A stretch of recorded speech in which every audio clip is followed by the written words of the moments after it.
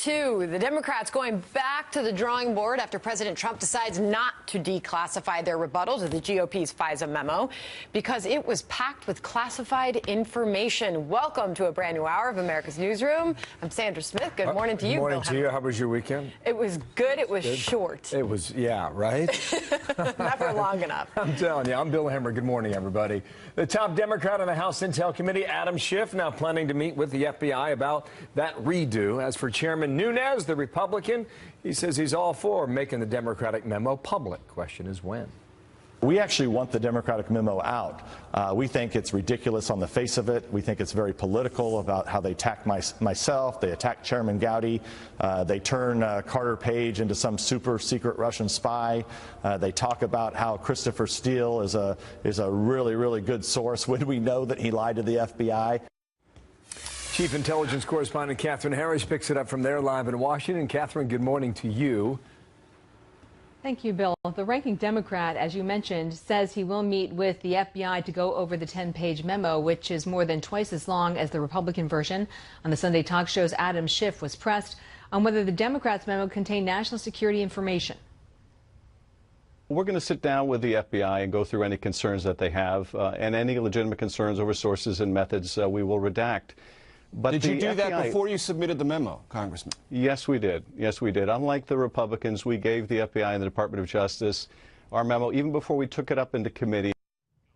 According to this letter from the Deputy Attorney General Rod Rosenstein, the Democrats' memo was reviewed by the FBI and Justice Department, and they have highlighted sections of concern and used red boxes to show where the release of national security information would cause the most severe damage, Bill. Also, the ranking Democrat laid into a senior Senate Republican. What happened there in that exchange? Well, the Republican chairman of the powerful Senate Judiciary Committee, Chuck Grassley, who has direct oversight of the Justice Department and FBI, asked them, along with Senate Republican Lindsey Graham, to investigate whether the former British spy who compiled the Trump dossier lied to FBI agents about his contacts with the media and distribution of the controversial research. Steele told the British court that he briefed the Trump dossier at least a half-dozen times to major American media outlets. We know now that at the same time he was offering that research to the FBI and the State Department.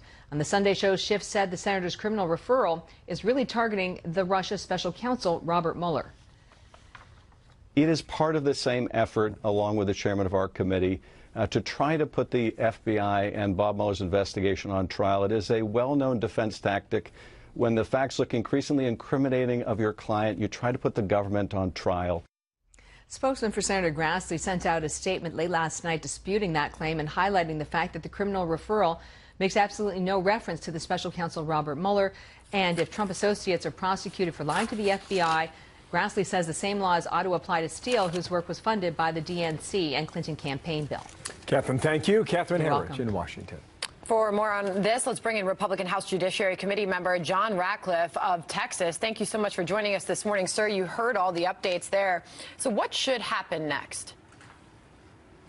Well, Adam Schiff should sit down with the FBI, and as folks know, he spent the last week saying that Republicans should be ashamed of ourselves for not listening to everything that the FBI and the Department of Justice say. And in this case, what they say is that there are dozens of national security concerns, sources and methods in the Democrats' rebuttal memo that need to be taken out. So hopefully he'll listen to them, they'll take them out, and people will see that memo. But still, then what happens? So do they make changes to the memo, and does it become a new memo, or does ultimately the president then decide to release this memo?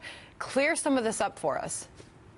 Sure, Sandra. So if the Democrats' rebuttal memo hypothetically says that a highly placed intelligence asset attended a particular event in a particular country, in a particular location, at a particular time, which it does, you know, I can figure out who that intelligence asset is. And if I can, our adversaries can.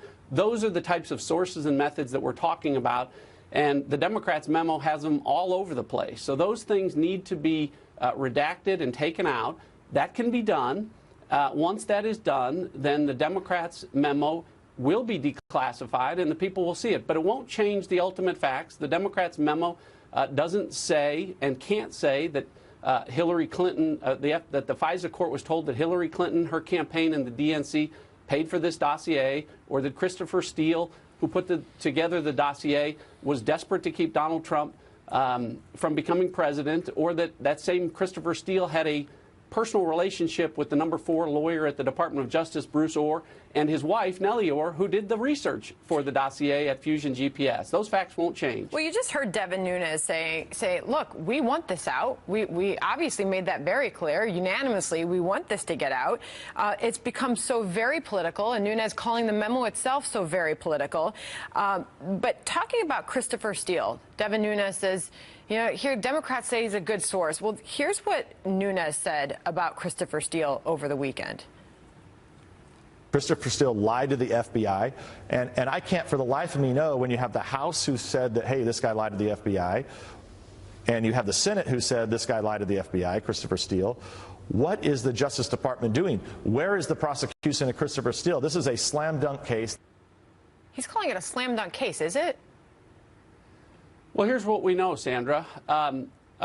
Christopher Steele was an MI6 agent.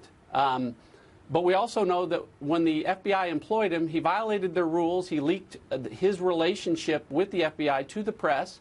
He leaked information about his dossier to the press. And for that reason, he was terminated. So I understand that the criminal referral has been made. I will say at the end of the day, the fact that he is a former British intelligence agent probably is going to preclude him from being compelled. I can't imagine that the Brits would ever extradite him. So these answers are going to have to come from folks at the FBI and the Department of Justice who handled Christopher Steele. That's what we're trying to get to the bottom of. So if Devin Nunes asked that question of you, where's the prosecution of Christopher Steele, your answer is what? Well, it never comes from Congress. We have an oversight role, and we're bringing facts to light that will allow prosecutors to look into this particular process and if appropriate, bring charges against folks. As I said, compelling Christopher Steele to testify, I think, is going to be difficult. So we're all left wondering what we're going to learn from all this. Who's going to be held accountable? And to bring this back to the politics surrounding the release of that memo. Ultimately, we heard from both parties, the point of the release of these memos was so the American people could decide for themselves. So how does this all end, Congressman? Well, I think it's too early to tell. I do, at this point, think that we're on a path where the American people should see both of the memos. But remember, those are both just summaries, and they're both partisan to some extent. But there are underlying documents to these FISA applications. I'm one of just a few members of Congress that have seen them. And I think ultimately what we're trying to do, for anyone that has had the opportunity that I've had, is that we've seen abuses to the FISA process where people have taken powerful surveillance tools for law enforcement and counterintelligence that are vital and appropriate and necessary, but have used them for political agendas. And I think those facts ultimately need to come to light. That's how we restore faith and trust in the FBI and the Department of Justice that has been shaken with a lot of the American public. Does this concern you, the back and forth that we've seen and the political nature of all of this? Absolutely, because the FBI and the Department of Justice are supposed to be decidedly apolitical. They are not supposed to be the story themselves. So it is troubling. It's heartbreaking. I spent a good part of my career at the Department of Justice, and I'm more proud of that association than I am with the institution of Congress. But the only way we can restore people's faith and trust is to go through this very painful process, be fair and deliberate about it, but provide these answers so the American people can believe in our justice system again. For many of us. Congressman Radcliffe, thanks for coming on this morning, trying to clear up a lot of that. We'll see where this goes. Thanks, Sandra. So some more breaking news now. We brought you this a moment ago. The White House today rolling out the president's blueprint to boost America's spending on infrastructure. That plan calls for $200 billion in direct federal aid to stimulate $1.5 trillion in new investment. It'll streamline the process for permits and approvals. It'll give states block grants to invest in rural infrastructure, and it'll pave the way for improvements in vocational training. President Trump will hold an event about an hour from now with state and local officials talking about that new initiative.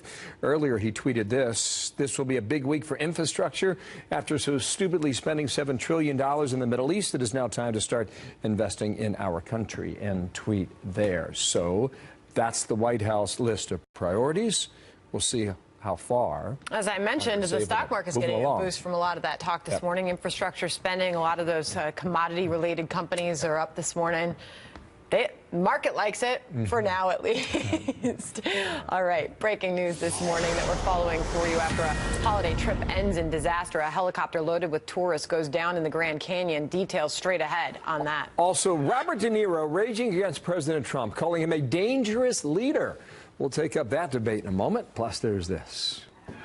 Nothing surprises me anymore about the way the media portrays not just this White House, but portrays everything else on the globe. I mean, they pretend that good is bad and bad is good, and most of the time they can't tell the difference.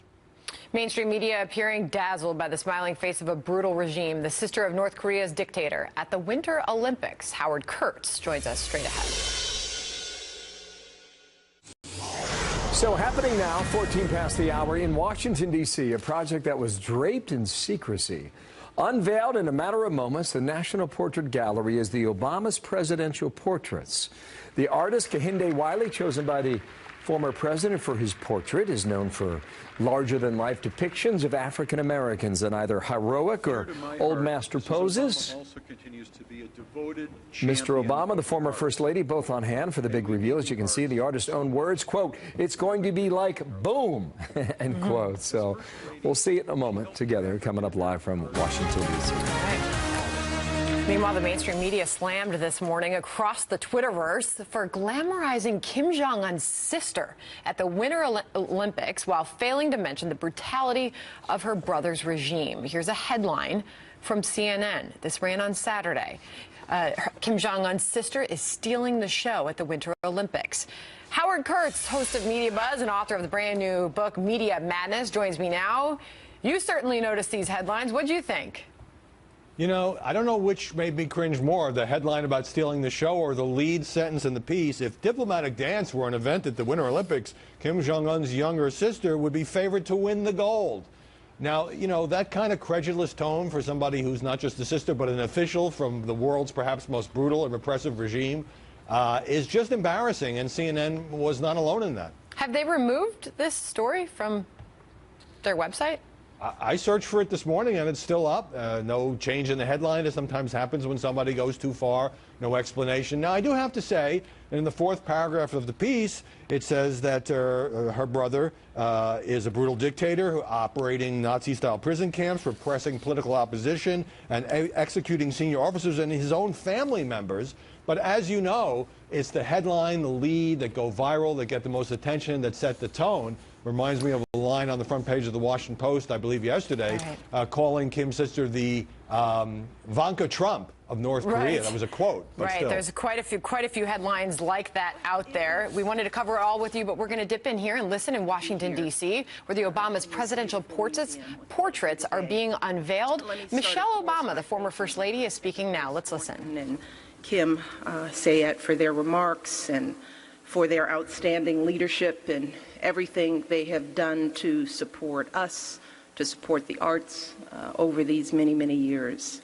I also want to recognize all of our dear friends and colleagues and our team members and our family who are here with us today. Too many to mention. Joe, and I know Jill's in traffic. Thank you. Thank you all for being here. We love you. Hi, Mom. What's going on? What you think? It's pretty nice, isn't it? I see so many people that I could thank, people who've been with us on this journey. We love you all. Thank you for taking the time. I have to tell you that as I stand here today with all of you and look at this amazing portrait that will hang among so many iconic figures, I am a little overwhelmed, to say the least. I have so many thoughts and feelings rolling around inside of me now. I am humbled. I am honored. I'm proud. But most of all, I am so incredibly grateful to all of the people who came before me in this journey, the folks who built the foundation upon which I stand. As you may have guessed, I don't think there is anybody in my family who has ever had a portrait done, let alone a portrait that will be hanging in the National Gallery, at least as far as I know, Mom. But all those folks who helped me be here today, they're with us physically and they are with us in spirit. I'm thinking about my grandparents, Rebecca and Purnell Shields, Southside, as he is known now throughout the nation, Levon and Frazier Robinson Jr. They were all intelligent, highly capable men and women. They have the kind of talent and work ethic that usually destines people for greatness, but their dreams and aspirations were limited because of the color of their skin.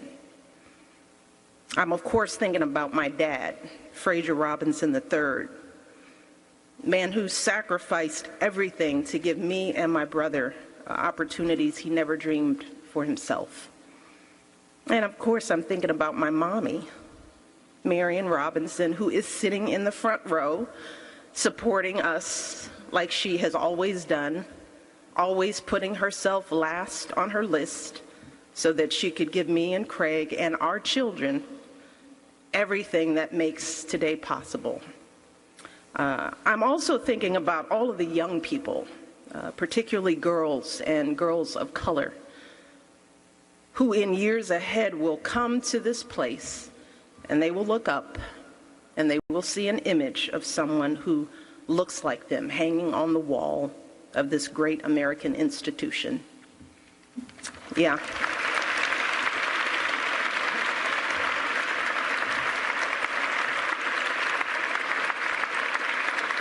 And I know the kind of impact that will have on their lives because I was one of those girls. And when I think about those future generations and generations past, I think again, wow, what an incredible journey we are on together in this country. We have come so far.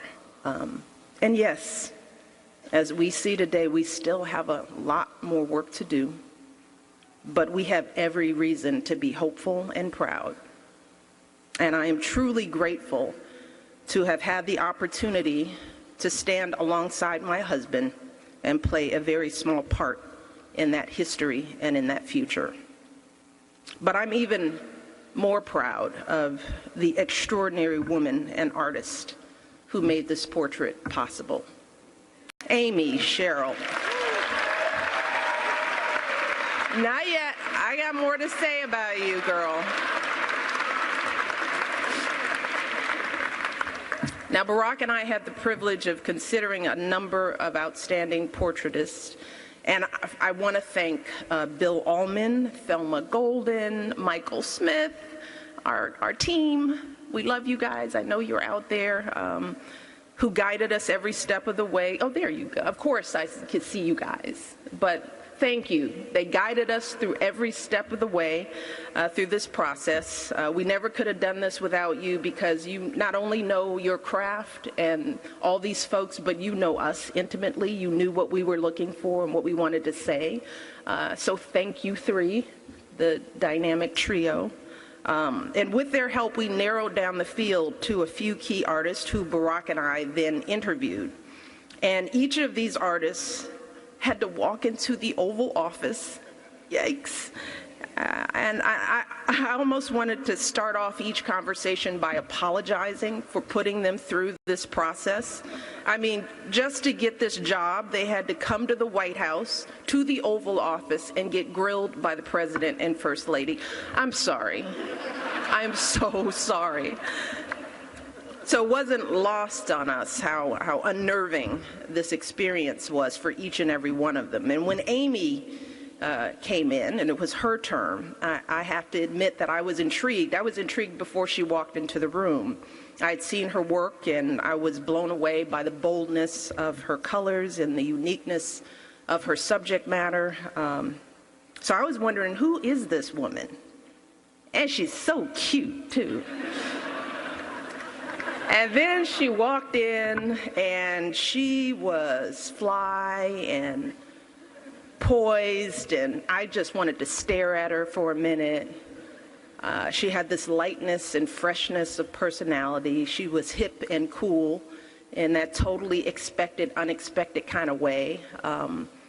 And within the first few sentences of our conversation, I knew she was the one for me. And maybe it was the moment she came in and she looked at Barack and she said, well, Mr. President, I'm really excited to be here, and I know I'm being considered for both portraits. She said, but Mrs. Obama, she physically turned to me and she said, I'm really hoping that you and I can work together.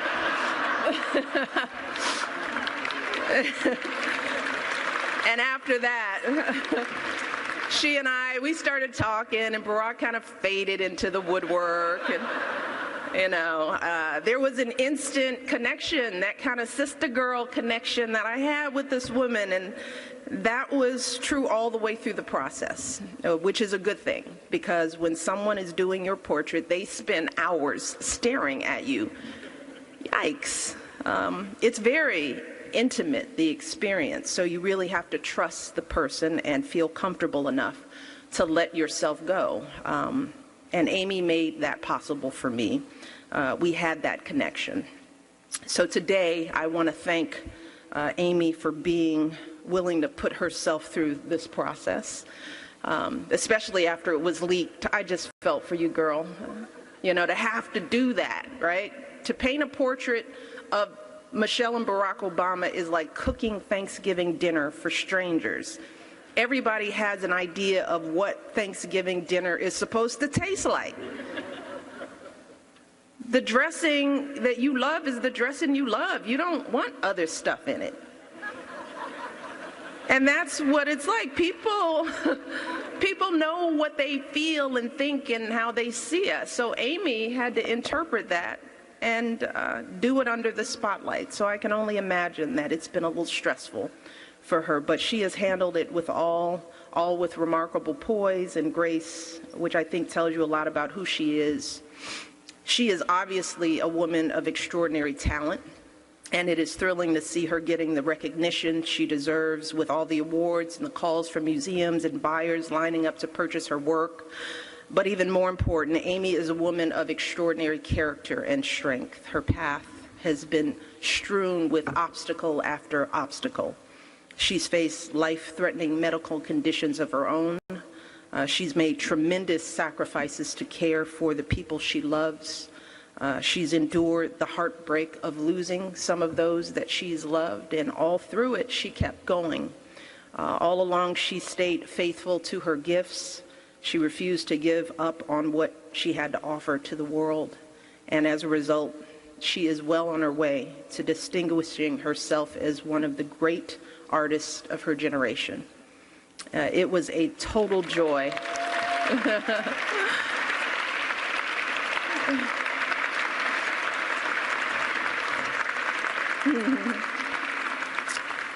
It was a total joy to work with you, Amy. I am so pleased and honored and proud of you. So it is my honor to introduce Amy to all of you today, the woman who created this beautiful portrait, Amy Sherrill.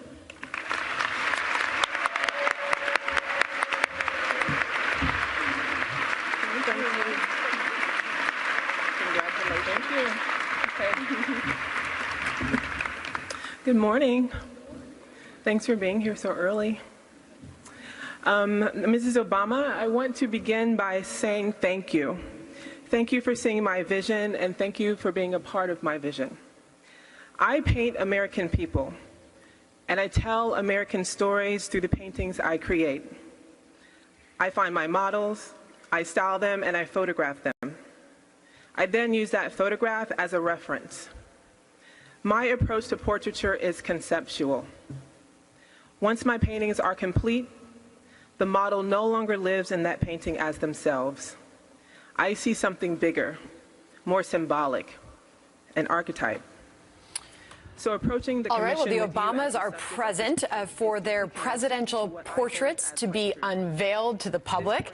Obviously, this has been a big secret for quite some time. The presidential portraits, getting the first look at those. This is the artist speaking here. Yep, she said that it's going to be a big boom once we see the president's portrait. So let's squeeze in a quick commercial break here, and we'll bring that to you when we come back. But Millie's design also resembles the inspired quilt masterpieces. It's a live look at the National Portrait Gallery in Washington, D.C., where we are awaiting the reveal of the Obama's presidential portraits. We just saw Michelle Obama. We're awaiting former President Barack Obama. He's about to speak. We're watching this for you. We'll go to that when he begins. That came with that progress. What we're doing is... During a Bill? period of such Thank you, Sandra. In the meantime, the battle over these rival memos continues. It's raging in our nation's capital. Don't really know what's going to come of it. President Trump saying that he ordered redactions to the Democratic memo because it revealed too much sensitive information. Now, the top Democrat in the House Intelligence Committee, Adam Schiff, crying foul, but also planning to meet with the FBI as he tries for a redo on the memo. We await that redo. House Intel Committee member Peter King last hour telling us that he wants the Democratic rebuttal out in the open for all of us to see it. I want people to see the substance of the Democratic memo because I stand with the Republican memo. Nothing in the Democratic memo disproves anything we've said. The fact is the Democrats used, or the FBI rather than Department of Justice used a memo paid for by the political opposition to get a search warrant. Before. Okay, Judge Anna Napolitano, Fox News senior judicial analyst. How you doing, Judge? Okay, to Bill. you. We're watching the event there in Washington, D.C., and as soon as we see the big reveal and see former President Obama, we're going to take our viewers there. In the meantime, got it. You got big issues on this FISA court. You know, we've argued this over and over again. Just take the memo right now. I described it as a redo. I imagine we're going to see it. Do you have any exception? Well, look, Congressman Nunes, who has seen the memo, characterized it for our colleague Maria Bartiromo yesterday. Congressman King, who has seen the memo, characterized it for you a few minutes ago, and you just replayed it. According to them, there is nothing in there that reveals sources or methods of obtaining data, and they want it revealed in its entirety. The president, believing that this was sort of bait sent to him and wanting to avoid the criticism of, well, you gave the Republicans carte blanche and yet you redacted information from ours, quite shrewdly pointed out to the Democrats areas that he thought should not be made public, but let them make the final decision. So this ping pong back and forth with the Democratic memo is probably going to continue to go on. Yeah, I think for some time. Continue. We're in dangerous territory when politicians begin to extract from raw intel data snippets that feed their political narrative, whether it's pro-Trump or whether it's anti-Trump. Yeah. It's very, very dangerous because it will create a desire for the underlying data. And if that is revealed, there'll be a great fissure between the intelligence community and their regulators in the Congress. I know you've got a lot more to say about this, so I just want to pause you right now. That's the big reveal in Washington, D.C. It looks fantastic. In a moment here, following the former First Lady, here is the former President, Barack Obama, number 44, to tell us good morning, everybody. What he's been doing with his life. Here we go. It is wonderful to see all of you. How about that? That's pretty sharp.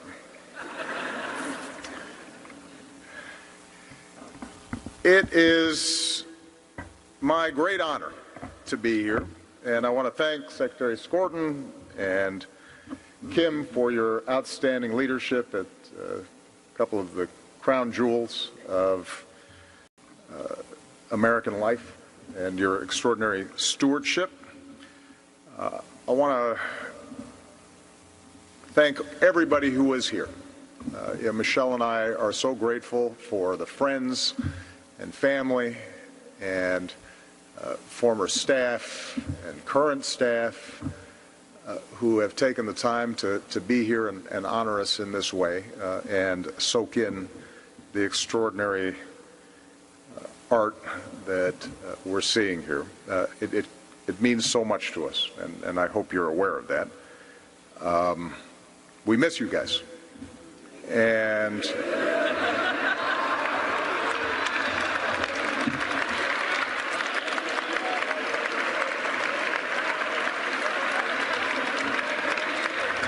we miss you guys, and we miss the way those who worked with us on this incredible journey carried yourselves and worked so hard to make this country a better place. Amy, I want to thank you for so spectacularly capturing the grace and beauty and intelligence and charm and hotness of the woman that I love.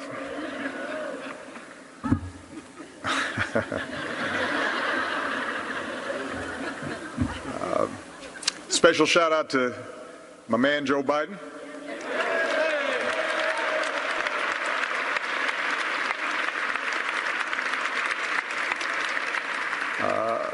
An even more special shout out to my mother-in-law, who in addition to providing the hotness genes,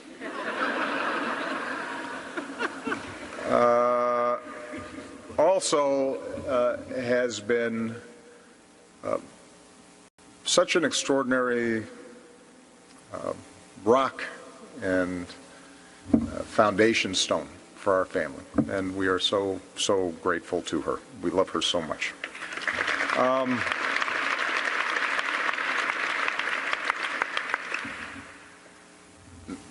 Like Michelle, I have never had a portrait done of myself. I mean, the Hope poster by Shep was cool, but I didn't sit for it. Nobody in my family tree, as far as I can tell, had a portrait done.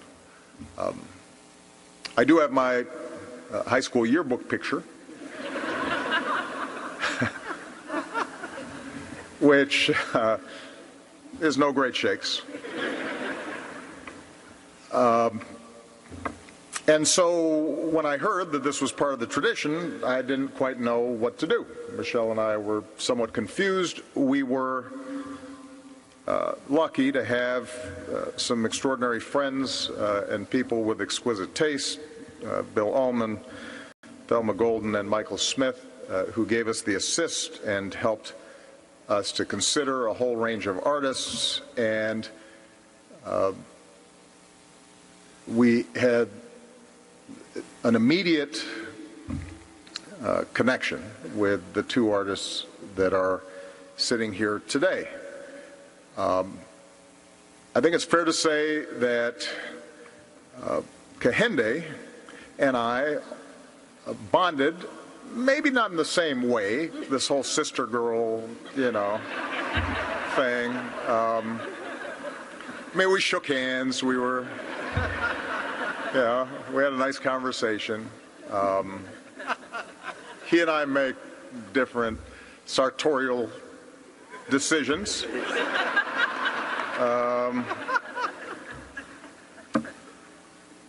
But what we did find was that we had certain things in common.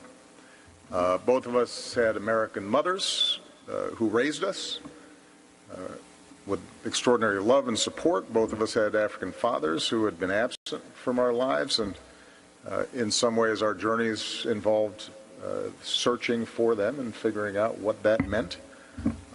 I ended up writing about that journey and channeling it into the work that I did because I cannot paint. I'm sure that Kehinde's journey reflected some of those feelings in his art.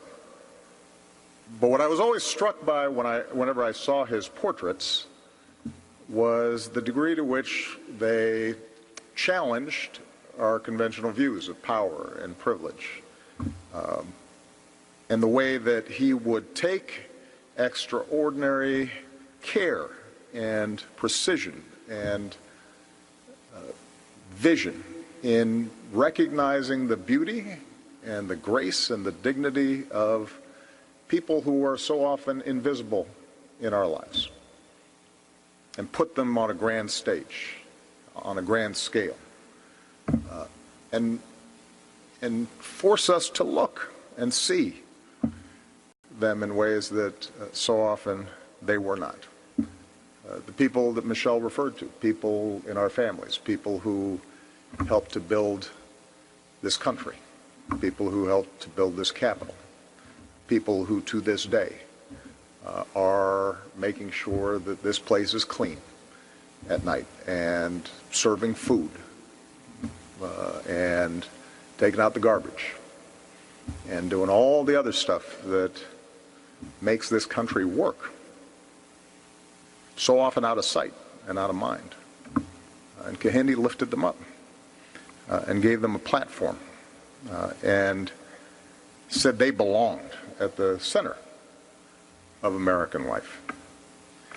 And that was something that moved me deeply because in my small way that's part of what I believe politics should be about, is not simply celebrating the high and the mighty and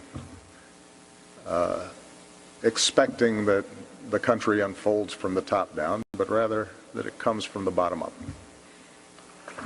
Families all across America who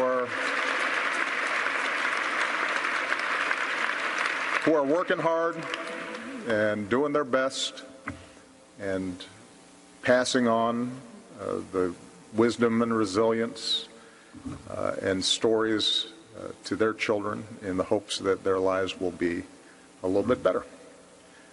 And so I was extraordinarily excited about working with Kehinde, and let's face it, Kehinde, relative to Amy, was working at a disadvantage because his subject was less becoming, not as fly.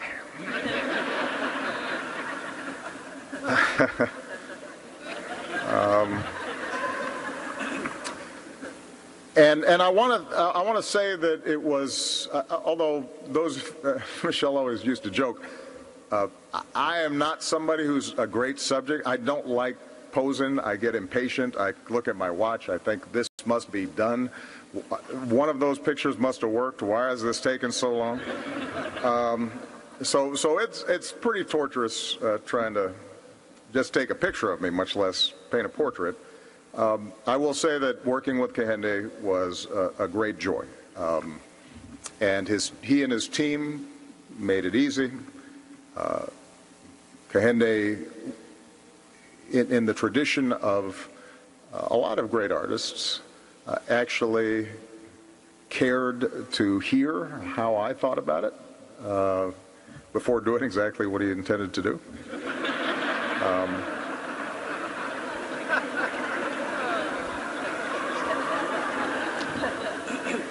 I mean, there were a number of issues that we were trying to negotiate. I tried to negotiate less gray hair. And Kehinde's artistic integrity would not allow him to do what I asked. I tried to negotiate smaller ears.